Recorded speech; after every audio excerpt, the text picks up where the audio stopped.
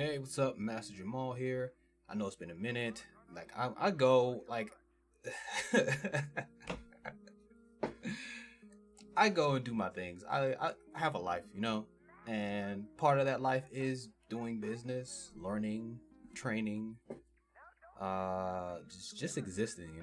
Like y'all give Corey a pass, just give everybody a pass, because life is out here just doing this thing. It's not gonna stop for anyone. So sometimes it means having to take a break to take care of stuff, even if it is just sometimes just needing space, like a social media detox. But either way, it doesn't matter.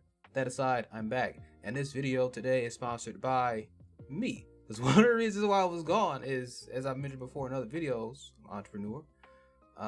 This one in particular is going to be about my personal training. Like, I've been doing a lot of personal training for a while, and I am shifting my approach with it, creating more programs, and connecting it with my spiritual mentoring, which is why I even am doing this video separate from my other channel, which is where I do my video games and my streaming and all that stuff, because I like the game. And at this point, I'm just going to record everything that I do, even like, for example, Pokewilds. I'm going to go a little bit of a tangent for a bit. Pokewilds, I've been playing it for a while, and it's like I'm at the point to where it's like I should just record this gameplay and just put it out there. And yeah, but yeah, this video is sponsored by me, with how your existence and how your existence fitness, how your existence is the umbrella, and then I got my other subsidiaries, and this one is for high fitness, my personal training. And I'm just going to play the ad. Are you tired of feeling stuck in your body? Let's change that for good. I'm Jamal, a results-driven personal trainer focused on power, coordination, and body mastery. Whether you're starting from zero or leveling up, you'll feel the shift. I train clients both online and in person. No fluff, no excuses, just training that works. Spots are limited, and when you're ready to lock in your results, tap the link or DM me to get started. And if you want some tools to help you along your journey, use code PROTAG50 at checkout of any of these 4 products here. So, admittedly, even though I have about 10? Yes, I have 10 years officially, looking at the date right now, officially 10 years of experience in graphic design. But in that 10 years of graphic design, this is actually my 5th attempt at making an ad. I didn't like it. That was the first one I made. I was like, all right, cool. I'll put it out there for now, because like the main point is getting across. Like, yo, yes, click on the link, schedule some time with me, use the code to get 50% off. And I'll be running that for probably just 3 months, because I want to be able to serve people. That's why I'm doing this. That's why I'm going to be talking to you about what I'm going to be talking to you once I get to the actual video portion of it. But yeah, like, there are things that I'm noticing that people need, and I have the skills to do that, even if it is graphic design, because I have a client in Atlanta, which, yeah, still on task. Why brain fart immediately as I was about to say the word? Still on schedule to where I'm going to be going down to Atlanta for their grand opening for their restaurant I've been designing things for. But it's like, yeah, saying all that to say, of my 10 years of graphic design, I have not made a lot of ads. I guess you could say I kind of have, but with the sales in mind, like, admittedly, I might even commission someone to do it. Like, somebody could do this better than me. That's cool.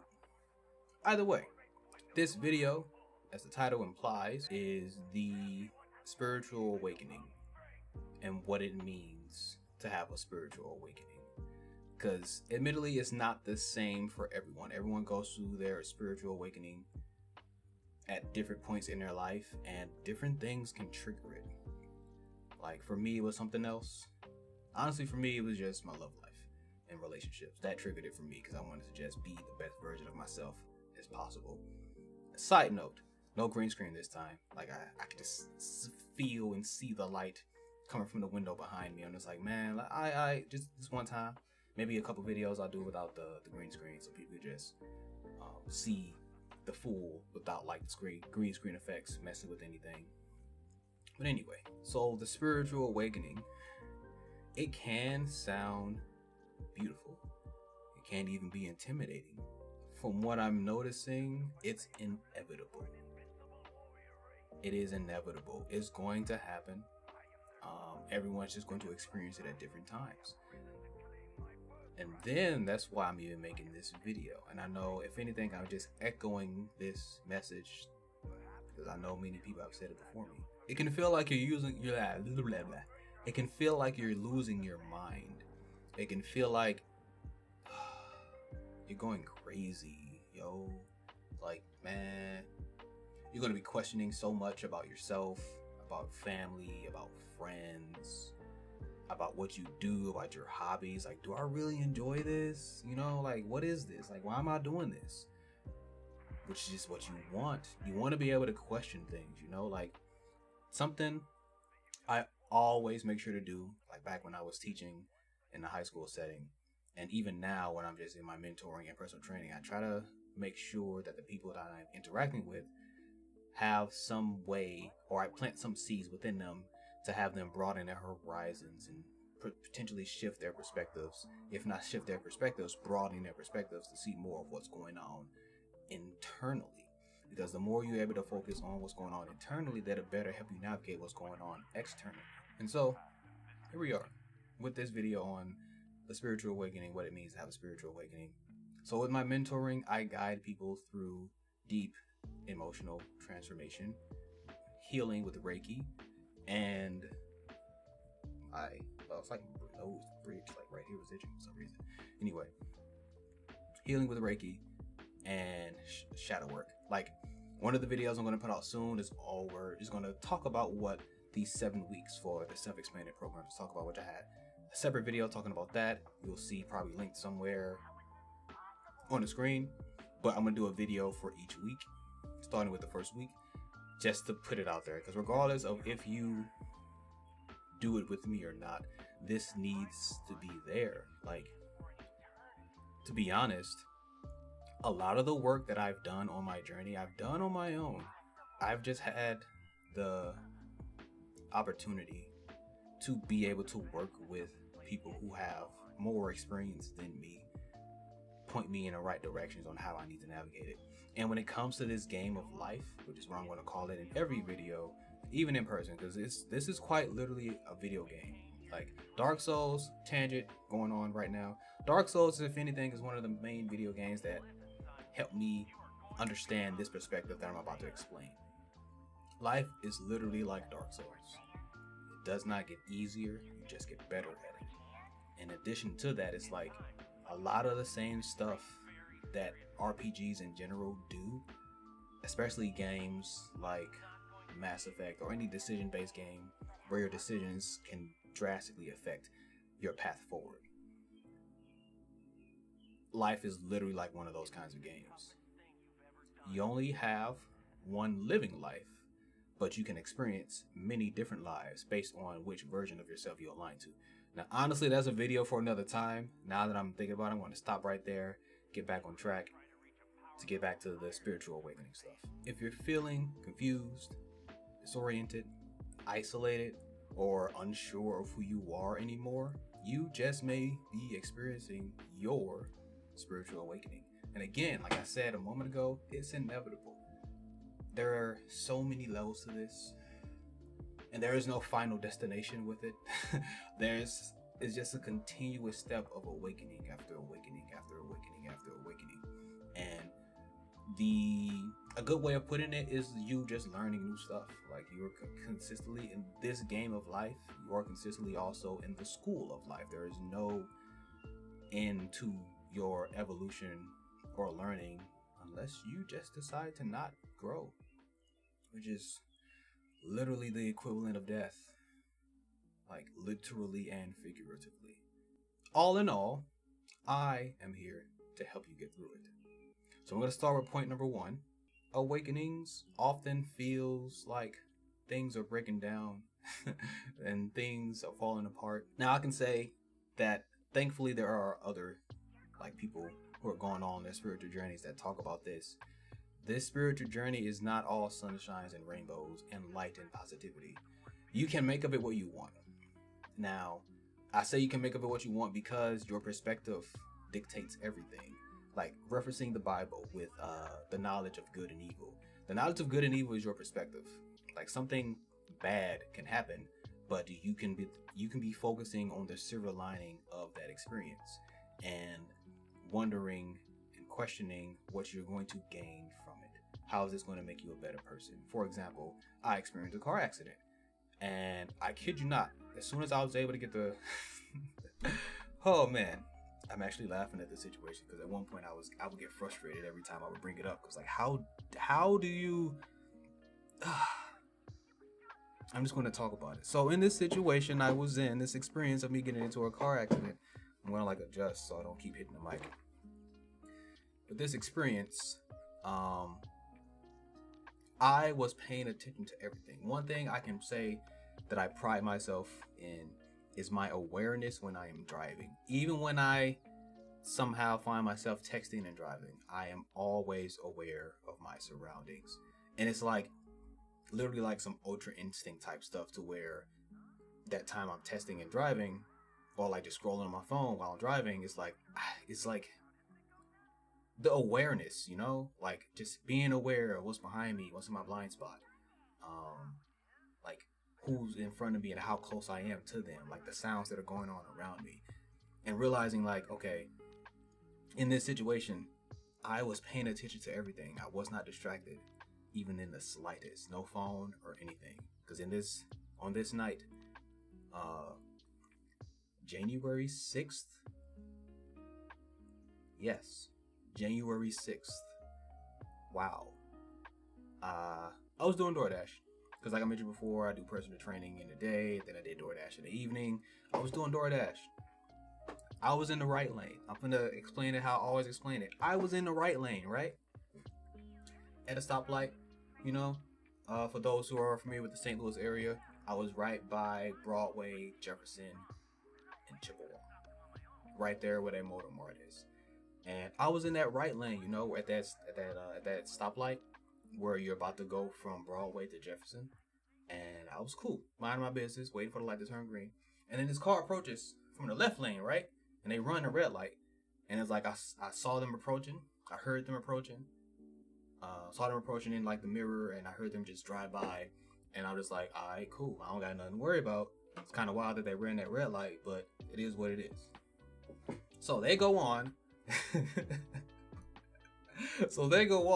Still, I mind you, still in the left lane. And then the light turns green. So then I go. I'm still in the right lane. And I'm going. They're going as well. They stop at this intersection. And again, for those who are familiar with the St. Louis area, they stop at that intersection of Potomac and Jefferson. There are no stop signs or stoplights at the intersection of Potomac and Jefferson, unless you are coming from the street Potomac onto Jefferson, because Jefferson is like a main street in like the South St. Louis area. That's like one of the main streets. And for those who are trying to get onto Jefferson, there are stop signs for those people because Jefferson is a busy street. Now, again, I noticed that they stopped at this intersection. And I'm like, that's weird. Why did they stop at this intersection? What's going on here? What else was going through my mind? And I'm also thinking to myself, well, they in that lane. They're in the left lane. I'm in the right lane. I don't got nothing to worry about. I'm just going to drive past them. And that's it. That's what I thought was going to happen. So again, they're in the right lane. They're in the left lane. They stopped. I'm approaching from the right lane. I get to like right as I'm about to pass them, and they start to turn right from a left lane.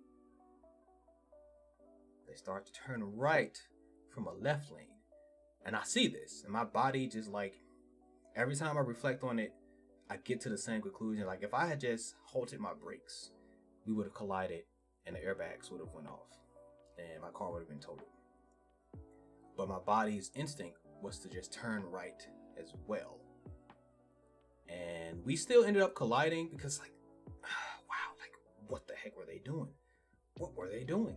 What were they trying to do? Like, it just doesn't make any sense. Like, how were you that unaware of what's going on that you were in the left lane trying to make a right turn Like, come on. It's not like my headlights were off. It was dark outside. My headlights were on. Like, bro, what the heck? Like, I'm not frustrated and just trying to make sense of it. It just doesn't. Brain does not compute. But yeah, so they turn right from the left lane. So I also turn right to try to avoid contact, but we still collide. And then that collision like pushes me more this way, and I run into a light pole, and that's when I hit the brakes. So as soon as I hit the light pole, I'm hitting the brakes and slowing down because I wasn't speeding. I was literally driving the speed limit. Like, yo, I was driving the speed limit too. And it's like, for me to have been paying attention and doing what I needed to do, and the way that my body responded to trying to avoid the collision. So I hit the light pole. The light pole falls over. They didn't move at all until I saw them driving away. So, where was I? Yeah. So my car then comes to a stop. I heard a lot of screeching and grinding. So I'm like, dang, I don't know what exactly happened, but I know one of my tires is messed up. So as soon as everything stops and calms, I look at that car that had tinted black windows. I was not able to see anything about who was in that vehicle. All I could make out was that they were in a black van with tinted windows. And I was like, I don't know what kind of car this is. Let me try to get out. And then as I make that thought, they start to drive away. And I was like, oh, nah. I need to get at least something. I need to see what kind of car they got. I need to see a license plate. I need to see something before they drive away. And as I try to open the door was stuck. And I was like, yo. So I had to force the door open. And as I forced the door open, they was already gone. They already drove up the street.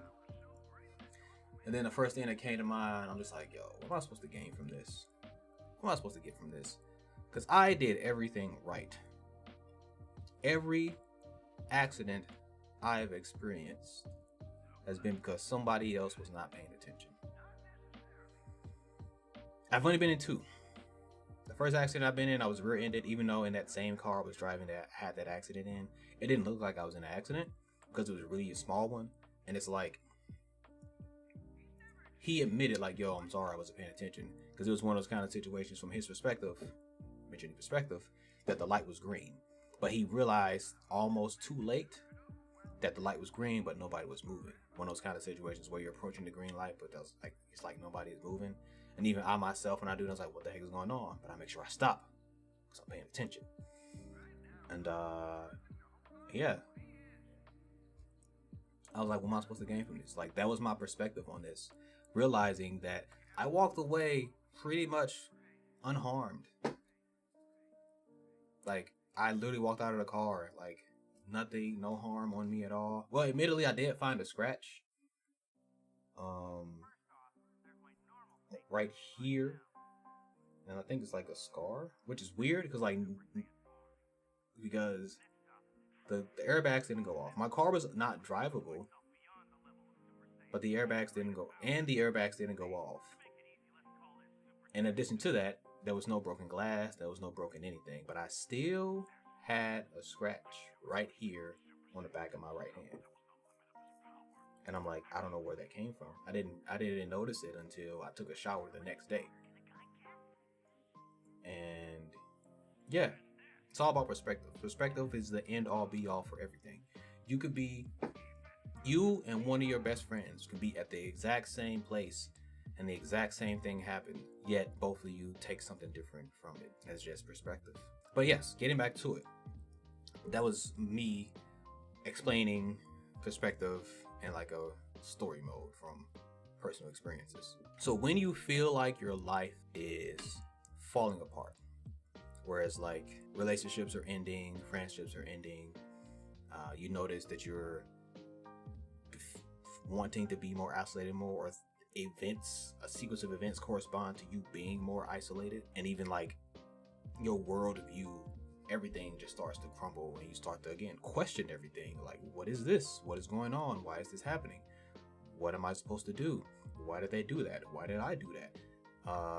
Just to give you an in general of what this this initiation to your awakening could be like, and the kind of questions that can come to mind. I want to clearly specify for you that it's not a failure. You're not doing anything wrong. Referencing my experience, I did not do anything wrong. It's not anything bad either. It's more of alignment. So what's happening is your vibration is rising because you're becoming more conscious of what you're doing and how you need to do better. You don't quite see how it's supposed to be that way in the beginning because things could be looking bad. Things could be looking shaky. Like, what is going on here? Why is this happening? But what it truly is alignment. And for you to get to where and to get to who you're supposed to be and where you're supposed to be, you have to align to that version of you. And the beauty about it is, as you get more conscious, you can have more of a conscious say as to where you go, depending on where you focus on and how your perspective is as you're focusing on those things. That's how you intentionally manifest and create the reality that you desire. You have to you have to intentionally focus on doing the things and thinking about the things and feeling the emotions that are in alignment with that version of you experiencing that stuff. It's all about alignment. It's all about alignment. So what's happening in this is like you're shedding layers. And I use this analogy kind of a lot because like you're peeling back the layers to get to your authenticity, to get to who you truly are. Because unfortunately what's happened is society has put labels on us, put layers on us, especially us, like especially us. Like, they call us melanated people everything except what we actually are. And thankfully, with the age of Aquarius, what's happening is a lot of things are being revealed, and it's beautiful. And as these layers are coming off, there's like they're dying off or they're withering away because these aspects of you cannot survive in your new frequency that you are ascending to. So the layers are shedding away. The people are shedding away. The hobbies, the habits, anything that does not align with this version of you that you are aligning to has to go. It just has to. There's no room for it in your ascension. And for me, it was like realizing that I needed to distance myself from a few people. And I think I've mentioned some of this stuff in different videos.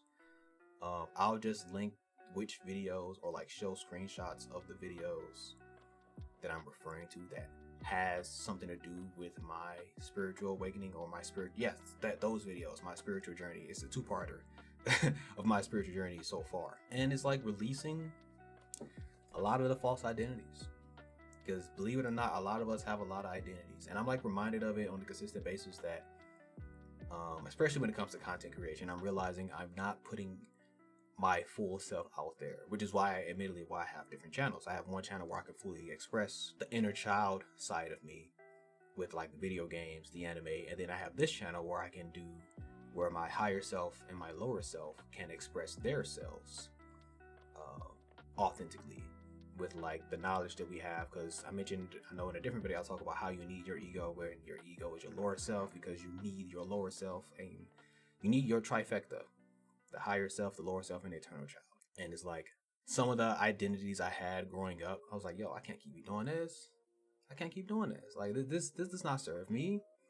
And especially like the higher you get in your own personal ascension, the more you realize like you will have to, at some point, whether it's as you start your spiritual journey or the further you get along, you're just gonna have to cut it off. Like, and unfortunately, you may not have to explain, or it might be in your best interest because you realize it's no point in explaining why you're doing what you're doing, because some people just won't get it. Like no matter how you simplify it to them, they just won't get it. But now we're going to move on to point number 2, which is one, admittedly, I've grown to love this one a lot. Isolation is a part of the process. And this is that time so you can really focus on yourself and get to know yourself. And you are allowing yourself the grace to just feel the emotions, be aware of the thoughts, and allow the layers to just fall off. There's no shortcut with this. I wouldn't recommend you try to force it to happen. You have to allow it to happen. And honestly, I feel like I'll talk more about that in a different video.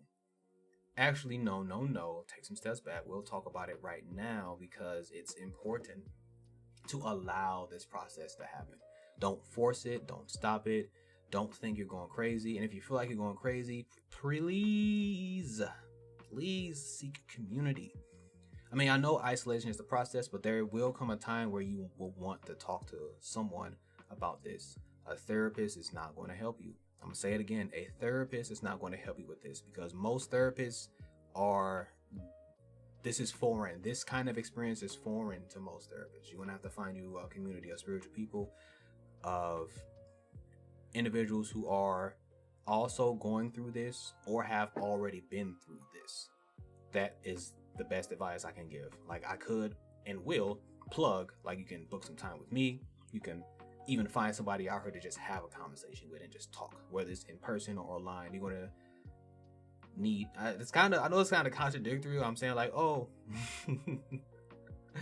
isolation is a part of the process. Isolation is a part of the process, but also finding your tribe, which I'm going to add. Yes. So point 2, isolation is a part of the process, but also finding your tribe. Now, you will, with the tribe that you find, it could be in your friends, the current friends that were there, if they are still around, or preferably the new people that you meet along your journey. Because as the game of life progresses, you will meet different people. It's just inevitable. Like, and then it's also in your best interest to meet new people anyway, especially if these new people have the knowledge and experience to just point you in the right direction, and you can build a bond with them so that as you're going along your journey, now your journey is seemingly a bit more parallel because they are also ascending. Even though they might be further along, they could just pass you back the notes like, hey, here you go. This is the thing that I did and blah, blah, blah, blah, blah when that happened. So yes, isolation is definitely part of the process, but also finding your tribe. You need the right people around you to push you and challenge you. But for right now, in the beginning, like I was mentioning before, actually, I didn't even mention that. Dang, I thought I talked about it, but I didn't. Wow. Isolation is a part of the process, and also finding your tribe. I can't even remember what it was. Like, this, it might be something that I just don't talk about, and I'm just going to get back to it because I want to stay on track. I don't want to spend too much time. Like, this video is already longer than what I planned it to be. Like, I know I'm going to cut out some stuff, but right now I'm looking at 30 minutes, and like, I didn't plan on this video being this long. But yes, it's a normal part of the process. The isolation is a normal part of the process, and pretty much your energy is shifting. And I'm pretty much going to reiterate what I said before. Your energy is shifting, and with your energy shifting, not everyone is meant to go with you. That's just how it is. Because for example, in the video game of life, not every character you meet along the way will be there for that next boss battle. Ooh, that's a beautiful thing right there that just came to mind. Like, for example, you finding your tribe is the equivalent of you finding that summon sign of someone you can summon to help you fight that boss battle, because the boss battle is the obstacles. But anyway, during this time of the isolation, this is when you're supposed to, again, allow yourself to feel the emotions and build as well that discipline and inner trust, and better establish your connection with source. This kind of solitude is really important. And if you are in a busy point in your life where it feels like you have to keep going and doing your job or doing whatever it is, make sure you set that time aside to isolate and just be by yourself, to decompress, allow more of their emotions to flow through you, allow the thoughts to pass through. Don't try to fight it. Make sure you just allow it to pass. Doing this will give you room to remember who you are, like who you truly are, because society puts labels on us, especially us. Especially us. There was something else I was going to say. That's why I was like saying it like that. Cause like I was finna say it, but I was like, no, let me not say it. Let me finish up this, and then I'll say it. I can't remember what it was. So anyway, point number 3, and with point number 3, with you just allowing the emotions to pass through you, this transformation requires you to surrender. Now, I know it's easier said than done. How can I best describe what it means to surrender? A moment ago, I was just saying, just allowing it to happen. So, let's see, how do I do it? Honestly, I just allow myself to feel the emotions and not identify with it. There's a difference. Feeling the emotions and identifying with emotions are 2 different things. There are moments where I feel a mix of emotions. There are moments where I feel anger. There are moments where I feel sadness. There are moments where I feel joy. There are moments where I feel anxiety. There are moments where I feel grief. Notice I say I feel them. I'm not saying that I am those emotions. There are even moments where I feel like just crying. Like my eyes will literally just randomly start to water. And I'm like, what is going on here? I don't know. But I'm going to allow it to pass. Like no tear has yet to fully fall out of my eye, but my eyes would water. And I would feel it about to happen. But yes. That's the best way I can describe it, is just allowing yourself to feel it. And then when certain thoughts come to mind, you don't identify with the thoughts, you don't act on the thoughts, you just notice that thought or whatever it was, it just came through. And like a cloud, you just let it go. Like you're not even trying to reach for it and claim like, why am I thinking about this? It just comes and it's like, oh. Now something that can help with that is meditation. Another video I'll link that I talk about meditation. And if I don't actually have that video, I do remember making a video talking about it. And if I don't have it, I just make it. It is what it is. With this surrendering, the old you has to go. Like, not necessarily die. So I'm going to actively use terminology to avoid speaking that way. Because it's not that something is dying. You're just shifting. Like I mentioned before, you're just shifting. And now that old you is old news. Bars. That old you is old news. And now you are shifting and vibrating higher into this newer, better version of you that is more closer to your authenticity. One thing that will happen for sure in this process is your ego will fight it. And again, since this is your first time experiencing this, or perhaps you are already have been experiencing it from some time, you need to learn how to identify what the ego is. I made a couple videos talking about this kind of stuff that I'm talking about now. So I made a video talking about the ego and how important it is to keep the ego and to train the ego, which again, meditation is going to help with that. Again, all this stuff that I mentioned so far are things that I help people with, because I've been doing it for myself for like 6 years now. And I have 2 mentors that have helped me in this process. The first, 2019, 19, 20, 21, 22. The first like 3.5 years was me by myself. And those last 1.5 years was me more actively with a mentor. Actually, no, let me take that back. The first year was me by myself. And then the other 5 was me with a mentor, because I had Master Shriya Karshana, and then in 2022 I got another mentor, Gavin, which I do mention them in both of my spiritual journey so far videos. And it's with their teachings I was able to better identify my ego, and on my own I realized, no, I need my ego. Well, not just on my own. The Bhagavad Gita. I know I talk about the Bhagavad Gita quite a bit, because that book go get you right. I encourage everybody, regardless of what you identify as, regardless of what religion you align to, read the Bhagavad Gita. Trust me, it will broaden your perspective. Like, you can still read whatever book you want to read, but add another one in that rotation. I'm a good personal spiritual recommendation, the Bhagavad Gita, because amazing. Like, it's gonna like all over the place. Your brain's gonna be all over the walls, spiritually and figuratively, not literally.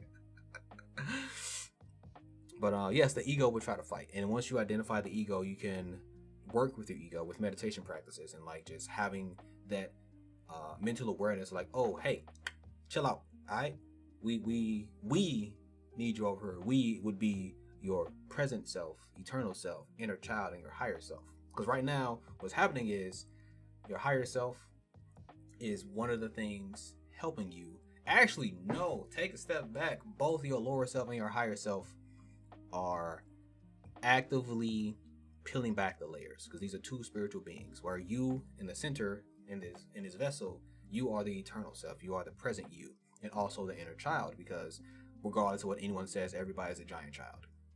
Especially, we have a lot of giant children out here. For example, we got Shaq. He's like one of the most giant of the children of the child. I was going to say of the child, so I just decided to say it anyway. He's the most giant one, but he's still a giant child. All of us are giant children. That's why I keep saying the eternal self and the inner child are the same thing, because that's what's eternal. That's who we always are. That's who we always have been. We just have to remember who that was. Just because we get these extra responsibilities doesn't mean stop exercising your joy as your existence of being a child. Like, that childlike wonder, you need that. Especially when it comes to manifestation. You need all that childlike wonder, all that childlike energy. And that's why, again, I mentioned before, connecting it with the personal training with this, because, like, you got to move your body. All of it matters. The mind, body, and spirit. Anyway, both your lower self and your higher self are peeling back the layers. The difference is the lower self is the one that is rooted in this, that's more rooted in the three-dimensional plane. And that's the one that's going to cause the most internal adversity. Mentioning the two wolves metaphor. It's not called a metaphor. We're going to use the word metaphor right now, because the word is literally escaping me as I'm trying to bring it up. But using that analogy, there we go. Using that analogy of the two wolves within you, you have your lower self, that's one of the wolves, and your higher self, that's the other wolf. Both of them are actively playing back the layers at the same time. It's just that since the lower self is the one that's more rooted in the lower planes, that the one that we are linearly walking upon and driving upon, that's the one that you will notice trying to push you to give in to some of the emotions because of pride, because of quite literally the 7 deadly sins. The lower self is the real adversary, but not in a bad way. It's the one that's going to try to get you to use your, just to simply put it, your godly nature to control, to manipulate, to do all the things the 48 Laws of Power talk about. The 48 Laws of Power is a doo-doo book. I'm calling it like it is. It's a doo-doo book. It's a book focused on manipulation and control and power dynamics. It's not a book of love, joy, community. It's not that kind of book. Now, your higher self, that wolf is also peeling back the layers, like I just said. And in this process, that's in this point, I would say, the image I use of that, the angel on one shoulder and the devil on another shoulder, this is prime time of when both of them are going to be talking at the same time. And you, as the eternal self, you have to choose which wolf you feed. And by that, you are choosing which one you give the most attention to. Now, the trick to it is you have to feed them both. It's just you have to actively keep that other wolf in check while the higher self does the decision making, because we're talking about king soul and king ego at this point. All in all, the soul knows, and the guidance is going to be there. You just have to surrender to it but also keep your ego in check so that you don't allow like the worst you to come forward, because the worst you can come forward. And it's like you'll get to a point that is similar to mine, to where you feel so balanced that at any point you could just go left. And honestly, it will feel easy to do that, because it is easy to do that. Like, I could be the biggest a-hole. I could be so menacing, so evil, so heartless on just a whim. I could just do it. Like, I know I can. And then it's like, with me doing martial arts as long as I have, I'm never going to be so fully blind with rage. If I'm feeling that anger, I'm going to be so calm and focused. That's dangerous. So once you gain that awareness and you choose to go left, that's different, man. Like, you're a whole different species at that point. It's like, why would you choose to be that?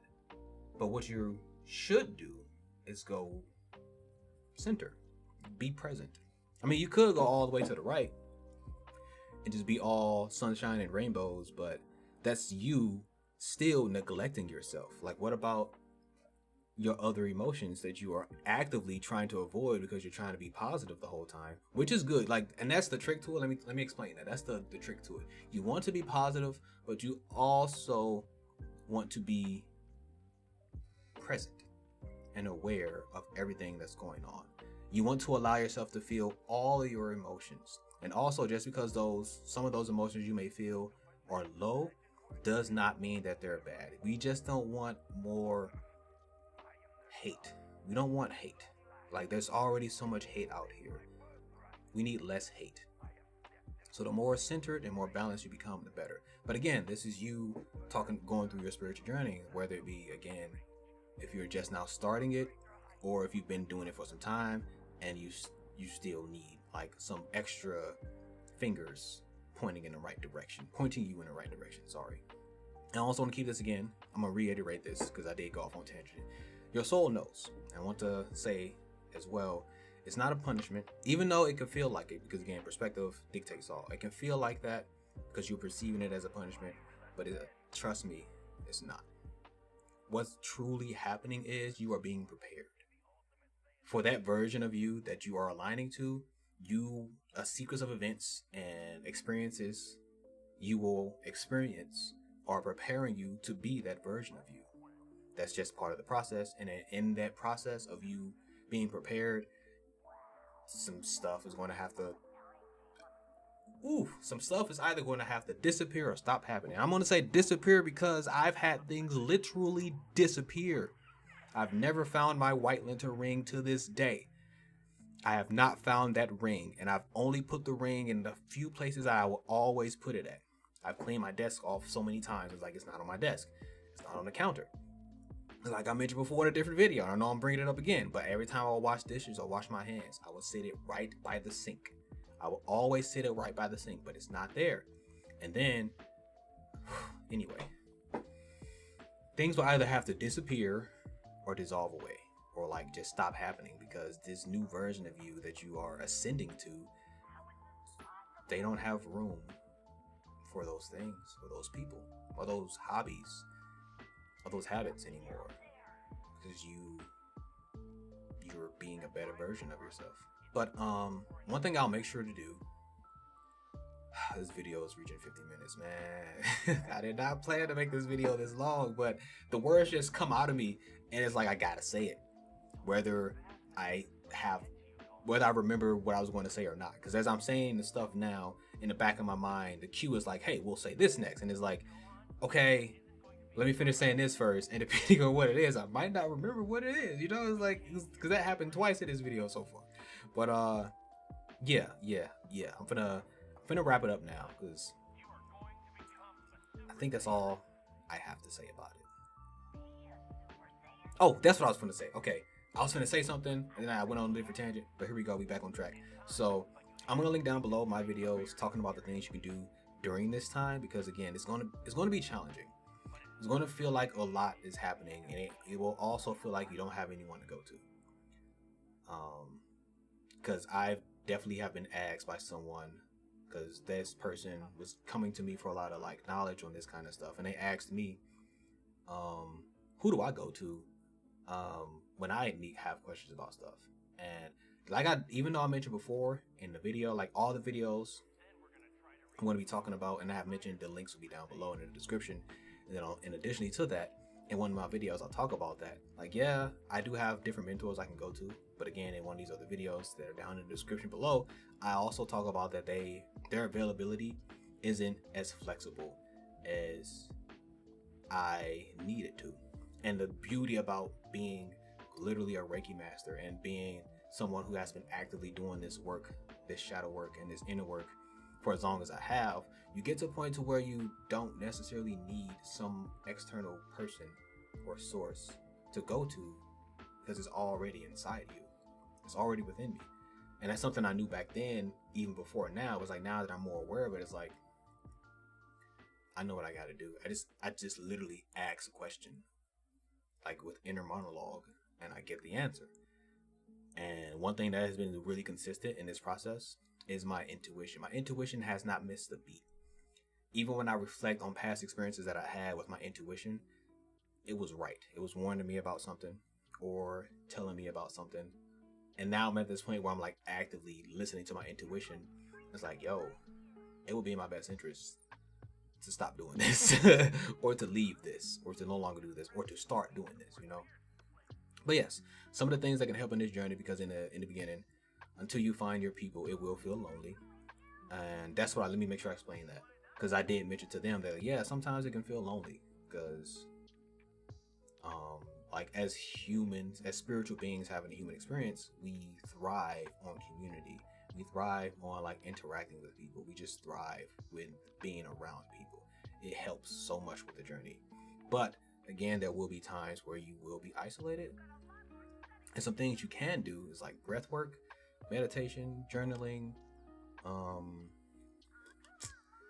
just to name some things, because you will need to dive in yourself. Like you need to go deeper and deeper and deeper and deeper and deeper. It's quite literally like an iceberg. Like you're for most of your life, you're at the surface, but something within you, it keeps pulling you deeper and deeper and deeper. And it'll feel like, and in this analogy, yeah, you're going deeper into the iceberg, but it's more actually the other way, where you're ascending into the iceberg. Yeah, just allow it to happen. And allow it to happen is the best way I can put it, because you're allowing your body to recalibrate. Like everything is adjusting to this new version of you that you're aligning to. And then the thing is, it's going to keep happening. As you reach that new stage, you're going to realize you need to level up again. Like subconsciously, you're going to realize you're going to level up again. And once the things start to look similar, like, wait a minute, why am I experiencing this again? You're leveling up. I think that's everything. I'm going to say this too. You're not breaking and falling apart. It's more like you're breaking open. It's like it's kind of weird to use both of these analogies. It's like you're peeling back the layers while also being a cocoon or a chrysalis. It's like both of them are happening at the same time. As the layers are being peeled back, you're also getting to the chrysalis cocoon stage. And then you blossom only to go through that butterfly stages, caterpillar butterfly stages all over again. I think I'm done. Like I keep saying I think I'm done, but something keeps coming up. Admittedly, every time I look at my scripts, I'm making sure I stay on track. But then I just allow myself to talk as long as it's relevant to a certain degree. But yeah, okay. But if any of this helped, if any of this spoke to you directly, like spoke to your spirit, don't hesitate to like the video and comment down below and tell me about your experiences as well. Because again, not everyone's spiritual initiation is the same.